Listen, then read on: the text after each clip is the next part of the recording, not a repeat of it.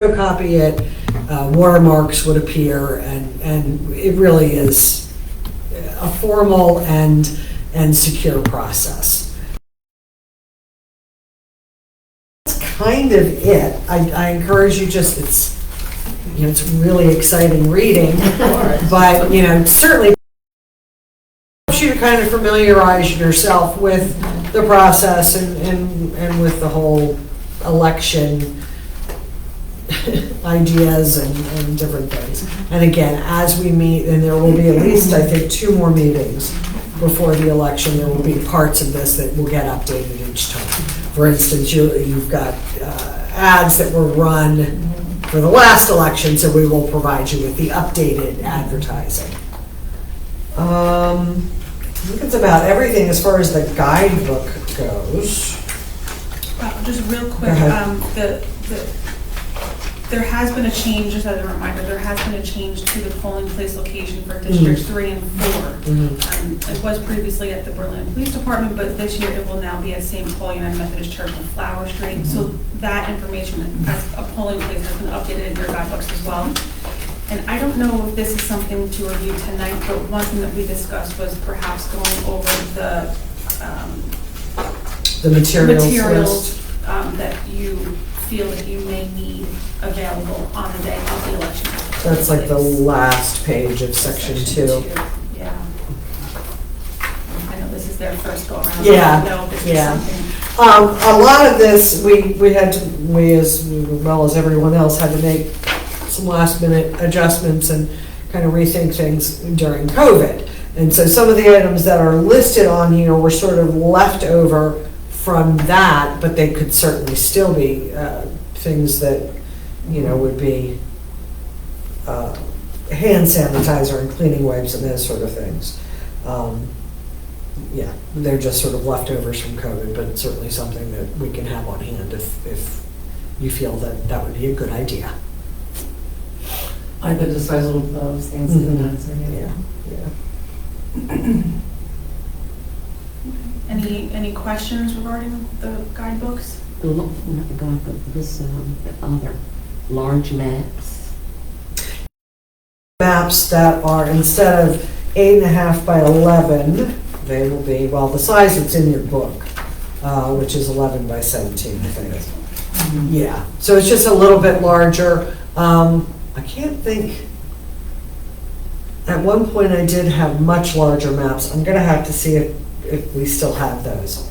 They may not have been updated, so they may not have been valid anymore, but we'll see what we have for that. And that can be put up on the wall, that way if folks come in and it appears they're in the wrong polling place, which frequently happens as well, you have the combination of the map and the street index, all things to help guide them and get them in the right place. Alrighty, so if there are no questions, we can just move on to the next agenda item. We did go over this at the last meeting, so if you have any questions regarding it, please feel free to ask. But in the last page of your packet is the 2024 election schedule. It includes deadlines, applicable deadlines, meeting dates, really all of the important dates regarding this upcoming election. A copy of it is also in your guidebook, and it is also on the town website, so it is available a few places. I just realized this does say 5 p.m. for the meetings. We just want to be sure that that's... Yeah, I think we updated that because we originally had discussed at the last meeting starting at 5. But then it was I think someone was not able to be here at 5 p.m. Yeah, yes, so. So I'll go back and update. Okay, But I just, yeah. Does 5:30 work for most? Okay, perfect. So do you want to change those 5 p.m. meetings to 5:30? I'll change them to 5:30. Okay. Yeah. Okay. We do have a notation, and this is something Kate and I just talked about yesterday. There was a note on here for a press release with the election dates set to go out this week. We're going to delay that a little bit. This seemed early for it. So yeah, so Kate asked me if it didn't make sense to move that date, and I felt that it did. So we'll put that ad out. We discussed putting the ad out along with a few others that we have coming up on the beginning of August. So we'll put them all on the same timeframe.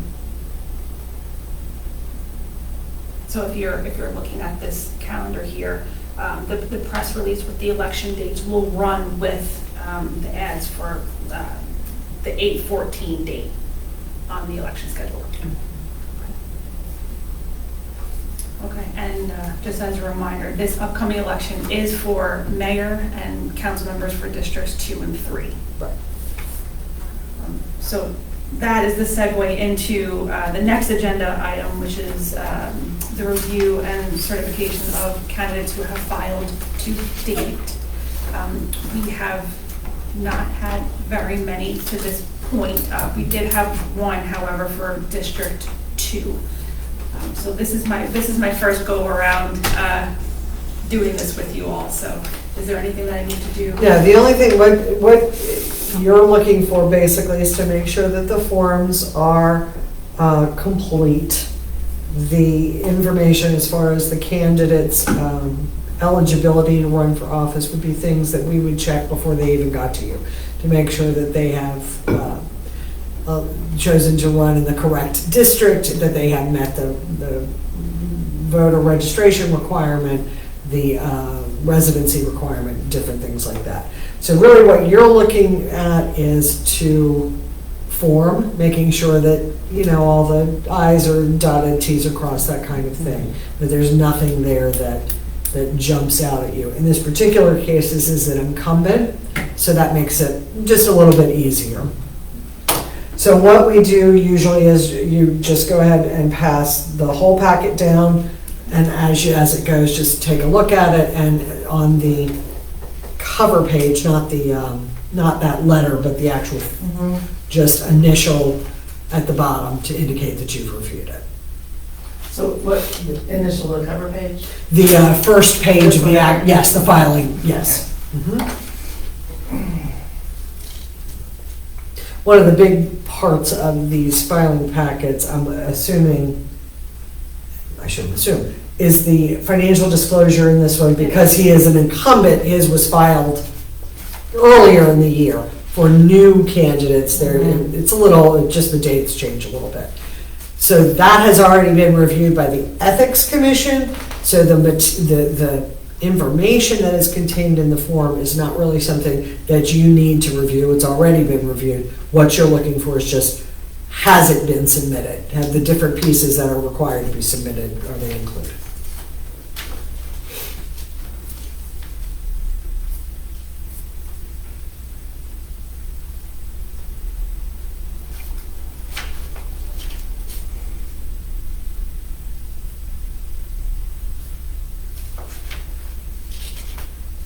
If we had more than one, we could have you each working on them.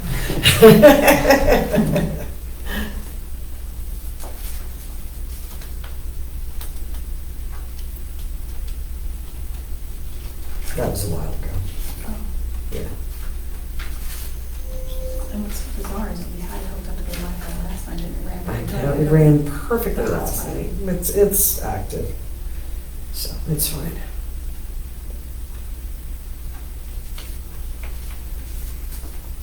I don't know why, normally I do open it just to kind of monitor that, I just didn't do it this time. Yeah, Wi-Fi, who knows?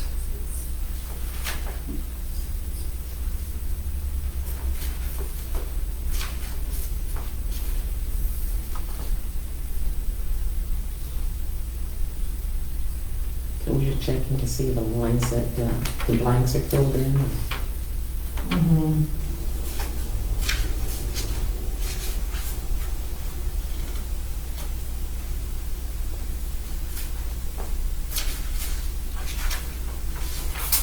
Look at me. Okay. Just, Yeah. okay. And since this is the first time that either of you, please ask any questions as you go through. Where's the other polling place? The Buckingham Church. That's right. a block away and have to go across. Right. I remember that discussion. That helps them Yeah. early in the morning too. Yeah.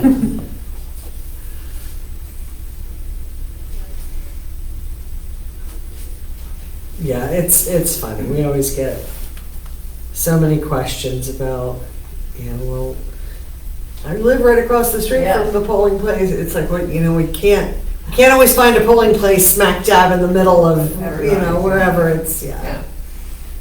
And we are district day for so. Mhm. You refresh my memory as to what the candidates can do the day of election. Can they solicit outside the? I believe that sorry, I didn't realize my volume was up there. I believe the rule, it is contained in the code. I believe that it's 500 feet. And there are signs that we have that we'll put up that say no campaigning beyond this point.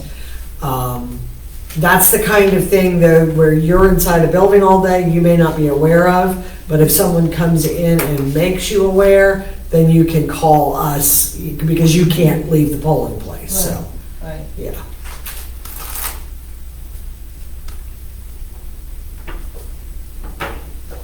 Who is representative for District 3 now? Currently, it's Shanika Nichols.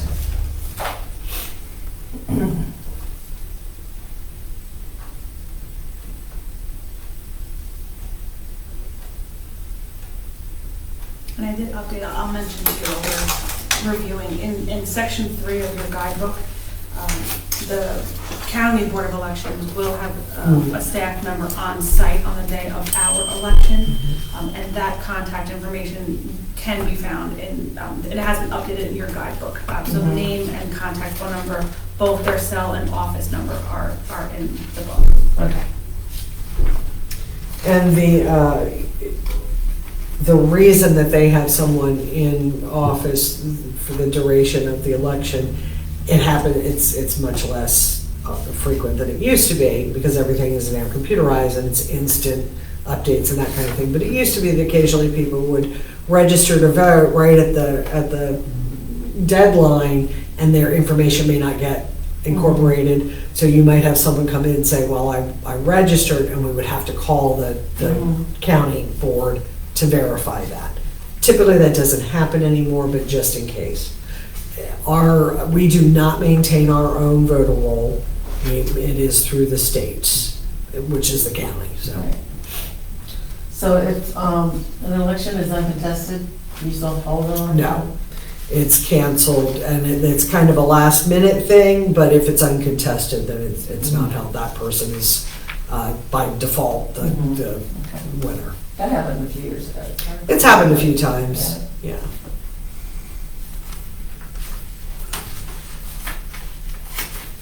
It doesn't really save any money, so to speak, but it saves, the county, right, time and effort, yeah.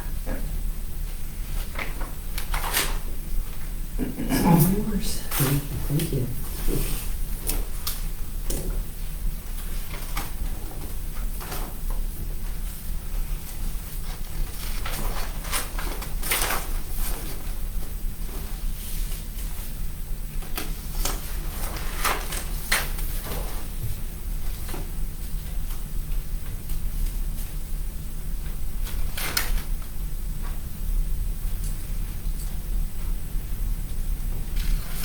I think at our last meeting, we sought out the board's recommendations for a tie vote. And I'm sure you're aware now, but the mayor and council did vote or approve a special election to break a tie vote. So in the event, we do have one now going forward. The proposed, well, it has been. Yeah, it's codified. It has been codified? Yes. Yeah. So I just have to update that in the book too, but the draft of that is in your binders, Okay. the change. Okay.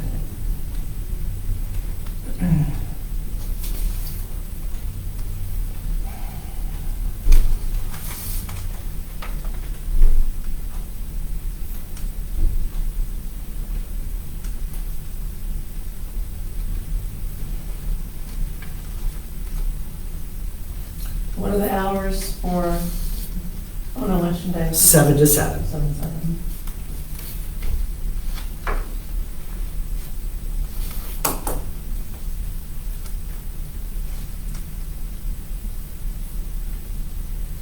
Does the county for the national election, do they use our polling places? No, they have their own. They usually use schools for the most part.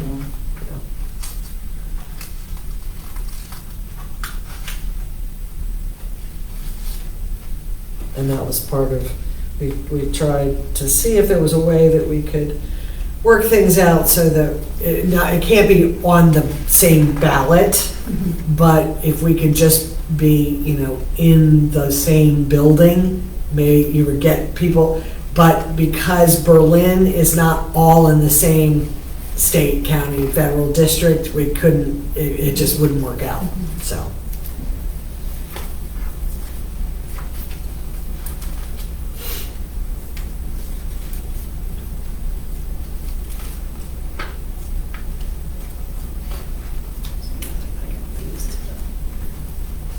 Yeah, I would email them and ask them to bring you their books and to pick those up, and that way you can update the book and they can get those.